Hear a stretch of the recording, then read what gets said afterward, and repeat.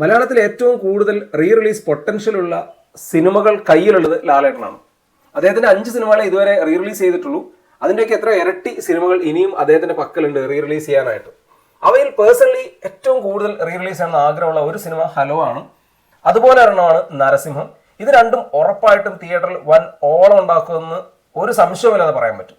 അതുപോലെ തന്നെ 2000-ന് ശേഷം റിലീസ് ചെയ്ത സിനിമകൾ എടുക്കുകയാണെങ്കിൽ അതിൽ നരൻ ഉറപ്പായിട്ടും വേണം. അതുപോലെ കാക്കക്കുയിലും. ഇതിനെല്ലാം ഭയങ്കരമായിട്ടുള്ള തിയേറ്ററിക്കൽ മൊമെന്റ് ഉണ്ട്. അതുപോലെ തന്നെ തിയേറ്ററിൽ ഓളം സൃഷ്ടിക്കാനുള്ള പാട്ടുകളും പരിപാടികളും എല്ലാം ഉണ്ട്. ഇതിനോട് തന്നെ ചേർത്ത് വെക്കേണ്ട ഒരു സിനിമയുണ്ട്. 2000-ന് ശേഷം റിലീസായ സിനിമയാണ്. അക്കാലത്ത് തിയേറ്ററിൽ വലിയ പരാജയമായിരുന്നു. സിനിമയുടെ പേര് താണ്ഡവം.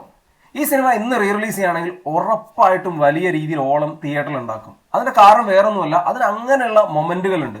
ഒരു 4 പാട്ടുകൾ തിയേറ്ററിൽ വലിയ രീതിയിൽ ഓളം സൃഷ്ടിക്കാനുള്ളതുണ്ട്. അതുപോലെ തന്നെ മാസ് മൊമെന്റുകളുണ്ട്.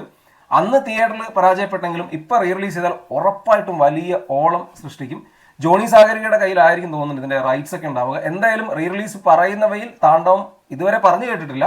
പക്ഷേ റീ റിലീസ് ചെയ്താൽ ഉറപ്പായിട്ടും വലിയ ഓളം സൃഷ്ടിക്കാൻ സാധ്യതയുള്ള സിനിമയാണ് താണ്ഡവം.